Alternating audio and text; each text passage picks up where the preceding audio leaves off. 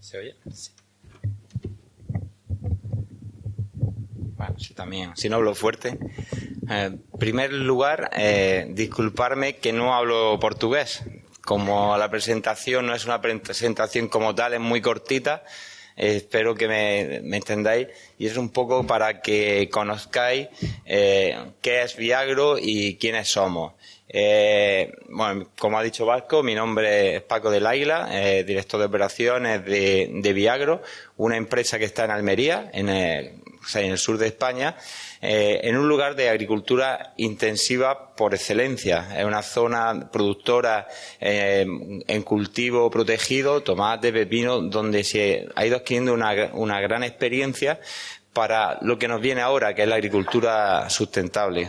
Desde allí empezamos, bueno, la compañía tiene ya 42 años de vida, no es una compañía joven, y eso le ha adquirido, le está dando mucha información y evolucionando hacia el mercado futuro.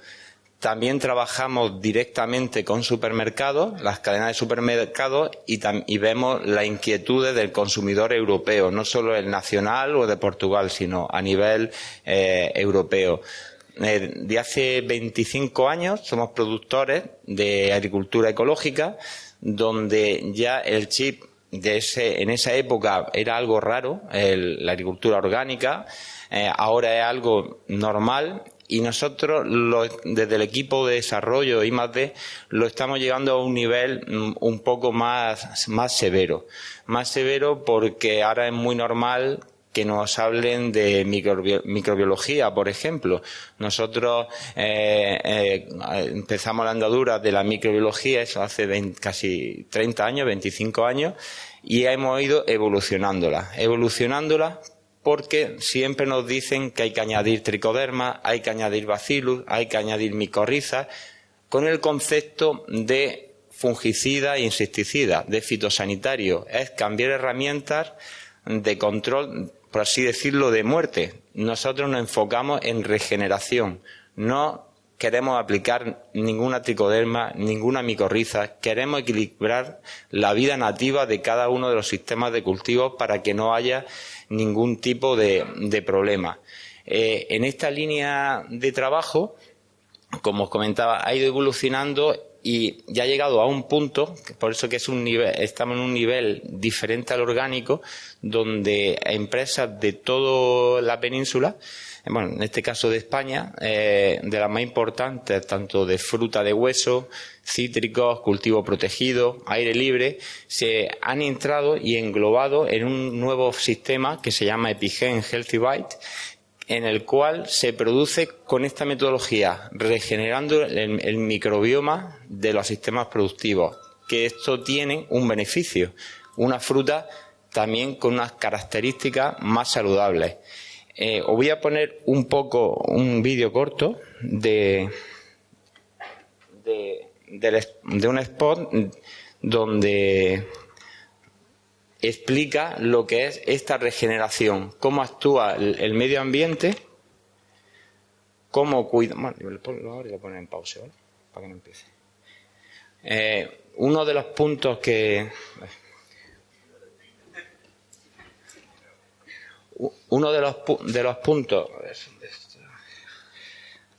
tratamos es que no somos respetuosos con el medio ambiente. Nuestra filosofía es cuidar el medio ambiente y es un poco nuestra forma de trabajar, cuidar el medio ambiente para que nos devuelva algo a cambio, unos alimentos saludables. Y ahí, bueno, esta es la parte de Viagro, de ese sello de salud donde se está distribuyendo en los grandes supermercados, donde hay ya 14 empresas bajo esta metodología exclusiva. Voy a poner el vídeo, no sé si se oirá. ¿No se oye?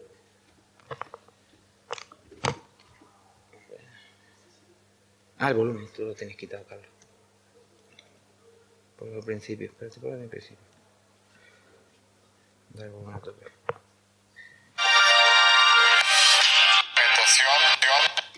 tu alimentación, juegue sobre seguro. ¿Jugamos? Epigen Healthy Bite es un método de producción con el que conseguimos alimentos saludables que nutren nuestro microbioma interior. mejorando nuestra salud. Reducimos las emisiones de CO2 a la atmósfera, capturando mayor cantidad de carbono en el suelo. Y todo ello demostrado científicamente por prestigiosas universidades españolas. Cuidamos la naturaleza para que la naturaleza cuide de nosotros. Salud y sabor hacen un gran equipo.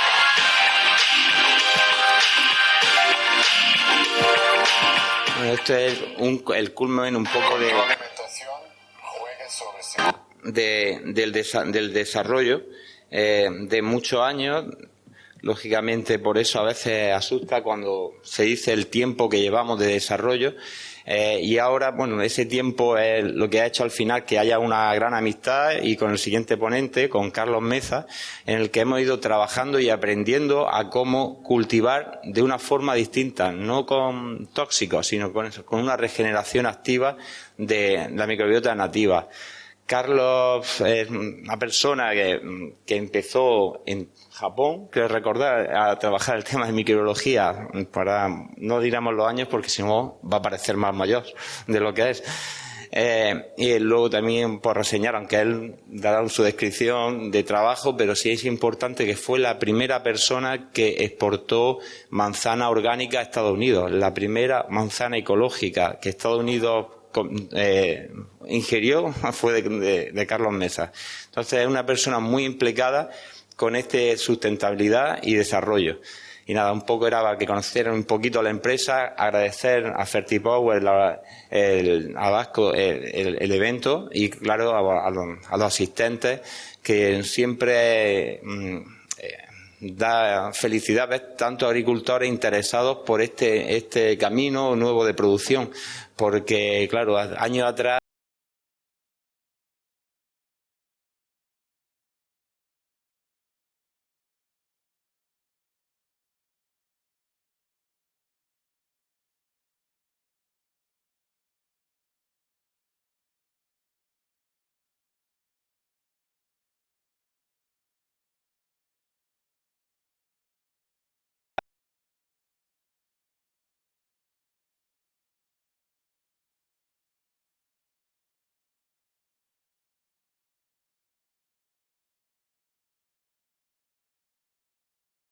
Bom dia a todos. Eu vou tentar falar um pouquinho de português.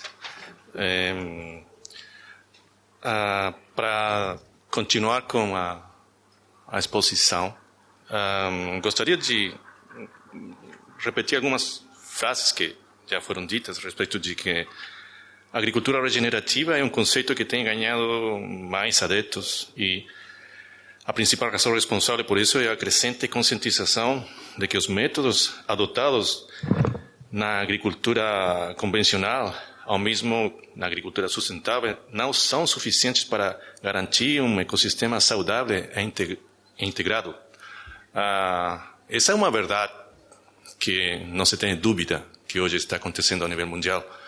A quantidade de contaminação, poluição, eliminação e destruição dos ecossistemas hoje em dia já não aguenta mais o conceito que nós temos até hoje como agricultura, um modelo de agricultura de produção em nossos alimentos. Nós temos que começar a entender que a maior atividade contaminante, poluente no planeta está vindo de um conceito de obter alimentação. Obter alimentos.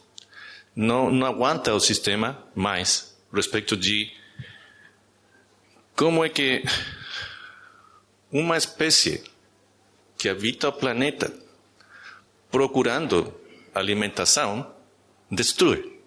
Não faz sentido. Além disso, contamina com tóxicos altamente contaminantes e perniciosos para a própria saúde dos caras que estão procurando se alimentar. Nós somos a única espécie no planeta Terra que destrui para conseguir alimento. A única. Infelizmente também, hoje em dia, faz 40 anos que também acontece isso, nós somos a única espécie que não ensina a siguiente generação a se alimentar. Então temos um conceito de guerra respeito da produção agrícola. Tudo é quase como uma batalha em contra dos patógenos, em contra das doenças. É um ataque permanente. E como também acontece, temos consequências. Já na década de anos 50, nós começamos a gerar ações diretas em contra do sistema, mas mantido dentro de um rango que ainda estava seguro. Mas depois, nos anos 80, já começamos a cruzar aquela fronteira. Nos anos 90, já chegamos ao ponto de quebre, onde diretamente cruzamos tudo o que respeita ao nitrogênio, à biodiversidade, à mudança do clima. E continuamos. Não é que até agora já isso está começando a diminuir. Continuamos. Até hoje em dia, nós temos um conceito bastante claro a respeito de que, por exemplo, se o ano 1960 versus o 2020, nós utilizamos, só no aspecto do fertilizante nitrogenado, quase 4 vezes mais para produzir a mesma quantidade de graus. Como é que nós ainda confiamos num sistema totalmente destrutivo e altamente não rentável, afinal de contas? Como produtores, todos nós procuramos e nos enfrentamos a diário nesta realidade dos custos. Produtividade? A que nós definimos por produtividade? A nós salvar nossa situação econômica ou a manter e melhorar o conceito que todo mundo teria que estar procurando, que é uma alimentação sadia? Quando falamos de que coisa é o que nós procuramos como produtores, é justamente puxar para baixo o custo. Idealmente, manter uma constante média, permanente. Nós, como produtores, não procuramos não ter custos, mas manter uma linha, não um incremento. Até hoje, todos os anos, nós aplicamos mais alguma coisa, nós deterioramos mais alguma coisa. É o conceito que hoje nós temos de agricultura. Tudo baseado em uma maneira de aplicar cada vez mais. Quando nós falamos de sustentabilidade, a palavra mesma diz o significado de tudo. Sustentável é manter por si mesmo. Nós temos que criar metodologias para permitir ao sistema regenerar por si mesmo, não com intervenções. A natureza não precisa de nós. Nós precisamos da natureza. Mas, a respeito disso, como é que o custo, onde que fica o custo para nós? Justamente aí, no topsoil, na parte superficial do solo. Que à medida que nós introduzimos aquele solo numa agricultura, num modelo de produção agrícola atual, começa a diminuir, começa a acabar, começa a se destruir. Como é que nós podemos recuperar isso? Bom, a verdade é um conceito radical. Não é um conceito de melhorar o atual modelo de produção. Não aguenta. O modelo de produção tem que mudar para algo melhor, para algo que mantenha, regenere e melhore as condições, tanto para o ecossistema como para a saúde humana. Hoje, tenho 23 minutos para explicar uma coisa que levamos fazendo mais de 35 anos. Vai ser um pouquinho difícil, mas vou tentar. Se tem um fator de que ninguém fala, que é o fator biológico. Nós temos que entender e saber que quando foram criadas todas as rações, receitas de fertilização, em 1850, por Justus von Liebig, o fator biológico foi deixado fora. Até hoje, o conceito biológico no fator nutricional não existe. Tudo se basa em microbiologia dependente da matéria orgânica, dependente das plantas. Mas ninguém sabe o que é uma planta, verdade? O microbioma que hoje começa a aparecer e a surgir, que é o órgão mais desconhecido por espécie humana, por causa de que não existem os equipamentos para estudar eles. O conceito de pesquisa que hoje se tem é individual. Na natureza, ninguém trabalha isolado. Tudo que acontece na natureza acontece consorciado, associado, integrado como um time. É ali onde começam a acontecer as grandes mudanças de cada uma das espécies, mas integrado. A saber, por exemplo, sem nossa microbiota no trato digestivo, não poderíamos viver. De onde que se acham vocês que aquela microbiota está chegando? Do céu? Não. Do mesmo que acontece na natureza, a microbiologia que fica em torno da raiz, que posteriormente entra dentro dos sistemas vasculares das plantas, é exatamente a mesma microbiologia que nós temos no trato digestivo. Não se tem diferença nenhuma. Por isso, quando se fala de sistema, hoje em dia o corpo humano não é catalogado como uma unidade. O corpo humano hoje em dia está catalogado como um complexo de ecossistemas integrados.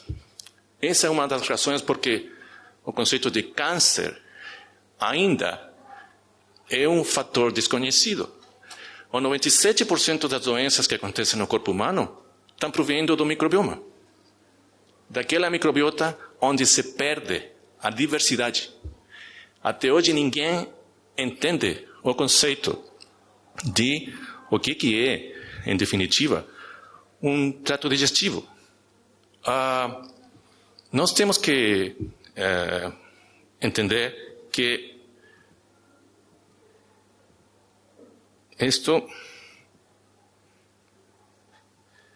o trato digestivo é um complexo dinâmico de microbiologia. E dentro daquele conceito de microbiologia, nós temos um conceito de integração. Aqui nós podemos ver no cristal aquele, no laboratório. O que é isso? Na fotografia do lado, dá para perceber o que é aquela coisa. Aqueles são fungos. Aqueles outros pontos ali são bactérias. E entre os fungos e as bactérias tem vírus. Todos eles trabalhando ao mesmo tempo. Diversidade de bactérias trabalhando em conjunto. Com diversidade de vírus trabalhando em conjunto. Existe uma comunicação bioquímica. E uma diversidade de fungos também trabalhando em conjunto. Como é que nós podemos saber a ciência certa o que é a realidade na produção do conceito do fator biológico quando isolamos tudo? Alguém está tentando conhecer o que é um óleo, mas não sabe em que parte do corpo fica aquele óleo. Essa, infelizmente, é a realidade do mundo científico de hoje. Honestamente, nós estamos perdidos nesse assunto.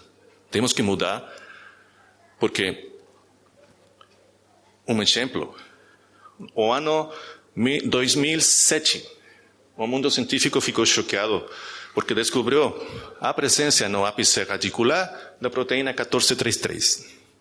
O que é isso? A proteína 1433 é a primeira proteína no cérebro humano que cai quando começa o problema do deterioro do Alzheimer. Até aquele momento, o mundo científico não sabia que as raízes no ápice radicular fabricavam ou fabricam essa mesma molécula. E começou a carreira para entender e aprender mais. E começaram a aparecer biomoléculas que diretamente tinham relação com as biomoléculas que o mesmo corpo humano fabrica. Por quê? Aquelas mesmas biomoléculas fabricadas não só provenientes do microbioma, são as mesmas microbiomas que fabricam aquelas biomoléculas no corpo humano. A verdade, a ligação é direta. Quando nós falamos de um conceito de o que é uma planta, nós temos que falar, não, aplica pesticida, aplica fertilizantes, para quê? Para nutrir a planta. Aplica pesticidas para quê? Para proteger a planta. Alguém sabe o que é uma planta? Tentamos proteger algo que não conhecemos. Será que estamos fazendo a coisa certa? Esse é um exemplo. As raízes de cada espécie geram células para alimentar e procurar o que coisa? Microbiologia, que começa a habitar e criar aquele trato digestivo, que posteriormente vão a ativar o DNA da planta, potenciando o processo imunológico, potenciando o processo digestivo, biomolecular, que vai permitir a elas ter seu DNA ativo totalmente. E desse jeito, ser cada vez mais sustentável e independente do fator externo. Aqui nós temos solos, por exemplo, ideais. Mas com um sistema de agricultura moderna. Fertilizantes. O que é um fertilizante? É um complexo salino, sais. E a base do microbioma é a vida microbiológica. Você acha que tem uma afinidade? Não existe. As sais atrapalham, impedem. Bom, aquela é a raiz. Aqueles pontos amarelos são a concentração e diversidade microbiológica em torno daquele tipo de raiz. Não por causa da planta. É por causa do pH e da condutividade elétrica, que acontece quando nós aplicamos sais. Um fertilizante é 70% sais, 30% mineral, a média. Quando o mesmo tipo de planta, no mesmo tipo de solo, é exposto não a sais, mas sim a minerais, essa é a quantidade de microbiologia em torno da raiz. Aquele é um trato digestivo sadio. O que acontece com as doenças, por exemplo? Nematóides, todo mundo conhece. Nematóides atacam raízes. Mas, olha, na raiz do lado esquerdo nós inibimos a emissão daquelas células que a planta gera. O que aconteceu? O nematóide foi direto a atacar a raiz, mas qual? A da direita. Por quê? Eles são especialistas em detectar aquelas células. Quando um patogênio detecta aquelas células, diz para ele, não se tem mais ninguém em torno dela. Não se tem predadores. Não é rizosfera. Rizosfera é parte do ecossistema microbiológico. Predadores são os que fazem o trabalho de manter a saúde e a diversidade do ecossistema. O conceito de predação ainda o mundo não conhece, não entende. Bom, quando as raízes ficam isoladas, ficam suscetíveis 100% a ataques de doenças e também de pragas. É exatamente o mesmo quando nós vemos um sistema digestivo. Quando nós temos um trato digestivo saudável, com alta diversidade microbiológica, o sistema é sadio. Quando fica fraco, o sistema fica doente. Nas plantas é exatamente a mesma coisa. A saber, eu sempre tive problemas na universidade com meus professores quando fazia minhas perguntas, porque eu não entendia. Para produzir qualquer coisa, nós precisamos de um solo. Aquele solo tem que ter um percentual de matéria orgânica. E as plantas, bom, desse jeito, crescem e se desenvolvem. A minha pergunta sempre foi para os professores, de onde que chegou a primeira matéria orgânica para permitir que o reino vegetal pudesse se estabelecer? Não faz sentido. Bom, a verdade, com o passo do tempo, comecei a fazer algumas pesquisas por minha conta e descobertas também por minha conta. Nós podemos ver que o microbioma, que é a quantidade de genes que habitam no planeta, nas espécies que habitam nele, tanto animais como organismos sobre a superfície da Terra, tem uma quantidade cercana a 100 mil toneladas de genes. Quando nós vamos a medir o DNA na primeira capa superficial do solo, nós temos uma média de 2 bilhões de toneladas de diferentes DNA que provêm da microbiologia e dos insetos que ficam na primeira capa superficial. O que não se tinha muito conhecimento que acontece no subsolo. No subsolo, nós podemos chegar a concentrar quase 40 bilhões de toneladas de DNA provenientes de otro tipo de microbiología. Aquele tipo de microbiologia não precisa da matéria orgânica. Não tem interesse nenhum naquele. Aquele tipo de microbiologia destrói rochas, consome sais, captura gases da atmosfera, libera oxígeno na atmosfera e foi justamente o responsável de criar todas as condições no planeta Terra para que o reino vegetal finalmente pudesse se estabelecer no planeta. Posteriormente, gerou a cadeia para que aqueles outros micro-organismos que precisam da matéria orgânica e precisam da interação com as raízes começassem a se estabelecer e a desenvolver. Hoje em dia, todo mundo fala daquele tipo de microbiologia, não daquele outro. Por quê? Preferiria dizer desconhecimento.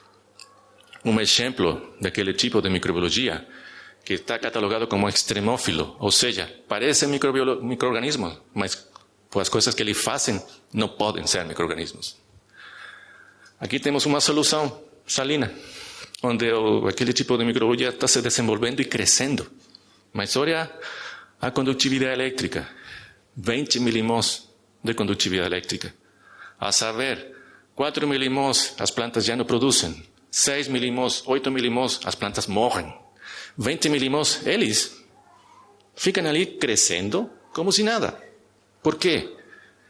Consumem sais, fabricam carboidratos e durante aquele processo digestivo geram biomoléculas que permitem a captura do carbono da atmosfera e a liberação do CO2, a liberação do oxigênio da atmosfera. Eles mesmos, por causa daquele trabalho, permitem potenciar a expressão genética das plantas. Ali, os pontos vermelhos são genes desativados, desligados. Os verdes são ligados. Claramente, uma planta que fica em um ambiente totalmente ativo se permite se ativar e gerar todas as condições que precisa para manter sua sustentabilidade por si mesma. Hoje nós sabemos que fertilizantes destruem o microbioma das plantas e aumentam os problemas de doenças. Isso já não é um mistério, é uma realidade. Não é simplesmente atacar com defensivos. As próprias metodologias de fertilização atingem e vão em contra do microbioma. É essencial para ativar genes e melhorar as defesas imunológicas das plantas. Nós trabalhamos hoje em dia com duas importantes universidades que avaliam e comprovam e entregam os dados duros do que nós estamos fazendo. Claramente vai por o caminho certo, não por suposições. Trabalhamos com expressões e medições do que acontece com as plantas quando ficam em dois modelos diferentes. Um modelo convencional e outro modelo onde se potencia o fator regenerativo biológico. Um exemplo, por assim dizer, a uva de mesa. A uva de mesa, quando trabalha num modelo de regenerativo, que é o Corbergi, tem um percentual menos de glucosa em comparação com o convencional, mas tem um percentual muito maior de quercetina. A quercetina, a planta utiliza a glucosa para fabricar quercetina. A planta deixa a fructosa para potenciar o aroma e o sabor. Quando vocês estão enfrentados a um alimento que tem cheiro, que tem sabor, é sadio. Aquele que não tem cheiro, que não tem sabor, tem um monte de glucosa, não fructosa. Por quê? Porque a planta, com o estresse que tinha e com a desativação dos genes, não pode criar a metabolômica para fabricar, utilizando a glucosa, as outras biomoléculas, que são essenciais para a saúde humana. Quercetina, hoje em dia, é um antiviral tremendamente importante para a espécie humana. Baseado num método regenerativo biológico, você tem um monte de fructosa que não gera dano, inclusive aos diabéticos. Mas tem um percentual muito maior de quercetina, que é totalmente saudável para nós. Baseado num método de produção convencional, tradicional, glucosa, quercetina mais baixa. A mesma história, o mesmo produto, diferentes histórias. Diferença entre o bem e o mal. Quando nós falamos de o essencial de hoje em dia, captura do carbono,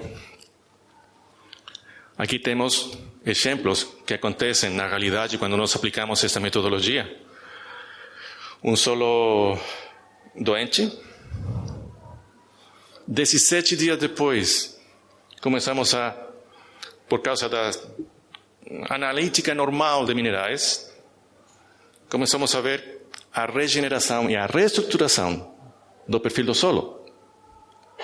Reestruturação do perfil do solo. Não se tem nenhuma atividade agrícola hoje em dia, de um modelo moderno de produção que procure a regeneração da estrutura do solo. Todos, absolutamente todos, e ao contrário, vai de uma coisa boa a uma coisa pior. É justamente aquele modelo de produção agrícola, aquele que nós estamos confiando que algum dia vai fazer a coisa certa. Você acredita nisso? Você tem um monte de informação que comprova que o sistema de produção agrícola hoje em dia está errado. Inclusive os residuais de pesticidas nos alimentos já não aguentam o sistema. Nesse caso, nós hemos trabalhado a respeito do que é a captura do carbono, como é que o factor biológico atua, que tão potente pode ser. Nós temos trabalhos onde, por exemplo, na Almeria, em solos que de solo quase não tem nada, pode-se atingir 273% na captura de carbono em comparação a uma testemunha com modelo tradicional. E também melhorando em 3% a retenção da umidade. Isso aconteceu em 24 horas, ao diferencial. Na Huelva, na Morango, 342% de diferencial entre método tradicional e um método regenerativo biológico. Espárragos, 268% mais de captura do carbono que um método convencional. Nós tivemos a sorte de confrontar a melhor das melhores realidades na estruturação de solos, em solos preparados mecanicamente, com a melhor produção de matéria orgânica, com a melhor maquinária para misturar e preparar os solos, o melhor do melhor. Nós tivemos o controle B, tivemos entre um e o outro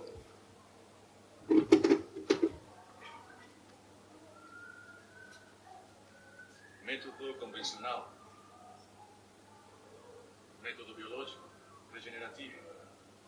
No melhor dos casos, ainda, nós tivemos 100% de diferencial. Quando, com o percentual de umidade, tivemos quase 60%. Mas uma coisa interessante dentro de todo esse trabalho foi o estudo das biomoléculas geradas por aquele tipo de microbiologia quando cresce e se desenvolve. Utilizando os equipamentos os mais avançados hoje em dia na Europa, encontramos esse tipo de diferenciais entre a área aplicada com fertinatura e a área com metodologia convencional. Lactatos, se tem convencional, mais lactato. Se tem mais acetato, se tem mais glicerol. Se tem mais glucosa, se tem menos triptofano. Lactato, acetato e glicerol são biomoléculas fabricadas por microbiologia no solo, mas quando ficam enfrentados a estresse hídrico, estresse de desenvolvimento microbiológico, a microbiologia utiliza o plano B e fabrica aquele tipo de moléculas. Quando nós enfrentamos esse tipo de analíticas e vemos tem mais de um que é gerado quando você tem estresse, condições adversas, não fala muito bem da metodologia que nós estamos utilizando naquele sistema. Quando se fala que você tem, por exemplo, mais glucosa gerada por aquelas plantas, é mais suscetível a doenças. E, nesse caso, o triptofano é um catalisador que atua para gerar o hormônio ácido endolacético. O ácido endolacético, que coisa faz? Não só na planta, ativa e estimula o crescimento radicular. Então, quando temos esta situação, glicerol implica menos microbioma, diversidade por estresse, menos quantidade de micorriza e menos quantidade de bactérias ficadoras de nitrogênio. Por quê? Porque o sistema está tão estressado que a microbiologia que atua nesse momento só dá para isso, como um plano B, quando não tem as condições para fazer a coisa certa. No mesmo tempo, glucosa, quando se exuda a maior quantidade de glucosa por a planta, é de altíssimo risco, porque alimenta doenças. E o triptofano, se tiver uma maior quantidade de triptofano, tem maior quantidade de ácido endolacético. Maior quantidade de ácido endolacético, maior volume radicular. Tudo isso acontece com todos os trabalhos que hoje nós estamos fazendo para demonstrar que se tem um modelo diferente de produção que vai direto na regeneração do solo, na sustentabilidade e também na diminuição da utilização de fertilizantes e de biodefensivos. Nós não estamos trabalhando com cepas específicas de microbiologia. Não. O que nós estamos fazendo é trabalhar e estimular as próprias microbiologia nativa do solo, que são as responsáveis de fazer todo esse tipo de trabalho. Nos vinhedos, na estrutura do solo, nós fizemos trabalhos que colocam em evidência o desconhecimento do factor biológico. Lá, no lado máximo nível, falam os máximos níveis dos minerais respeito da tecidos, da madeira, do cacho, da folha. Quando nós falamos do nitrogênio, o máximo nível que os laboratórios entregam, nós atingimos somente a metade na folha. No caso de fósforo, nós superamos os máximos níveis de fósforo sem aplicar nenhum fertilizante. Onde? No cacho. No caso do potássio, nós superamos por longe a máxima nível que o laboratório entrega. Onde? No cacho. Cálcio. Superamos o máximo nível que os laboratórios entregam. Na que área? Na folha. A saber, o cálcio, a mobilidade do cálcio. Você sempre vai encontrar cálcio numa alta concentração quando a planta não fica exposta ao estresse. Quando uma planta fica exposta a um estresse, o cálcio movimenta devagar e fica quase tudo concentrado na madeira, não na folha. Como nesse caso nós concentramos a maior quantidade na folha, logicamente o magnésio, o responsável da fotossíntese, também atingimos e superamos os níveis máximos justamente na folha. Qual é o resultado disto? O resultado disto não é que é um assunto errático, é que é um assunto que, inclusive nos testes de laboratório, o fator biológico não fica incluído. Ninguém sabe. Todas as analíticas que hoje em dia a agricultura utiliza correspondem somente a fatores químicos. Nada de biológico. Todos os estándares e as medições e as referenciais têm que ser modificados, tanto na parte analítica como também as partes de residuais de pesticidas nos alimentos. Aqui, só para ver, à esquerda, método tradicional, convencional, à direita o mesmo, mas na direita nós aplicamos o fator regenerativo biológico. 30 dias depois, a expressão daquela planta era assim, mais nada. Os mesmos 30 dias depois, a expressão da outra planta foi assim. Totalmente estressadas, por quê? Nos dois se tinham as mesmas aplicações de pesticidas.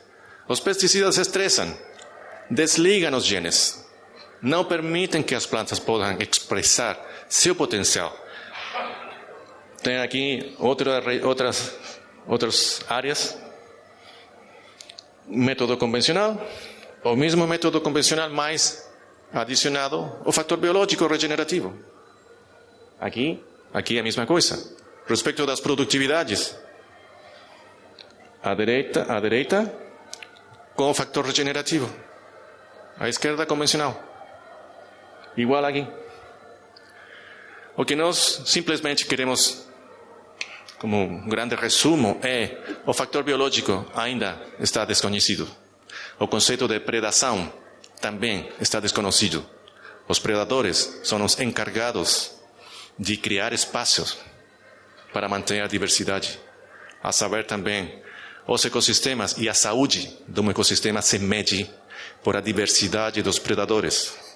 O que é um predador no modelo de produção agrícola? Hoje em dia, ninguém sabe. Todos falam de um tricoderma, todos falam de algum bacillus subtilis. Isso, com sorte, se assimila aos 0,1% dos predadores que teriam que existir ali. Por isso é que, hoje em dia, os grandes avanços ainda estão por vir e as descobertas também. Bom, obrigado por sua atenção. A minha parte já acabou.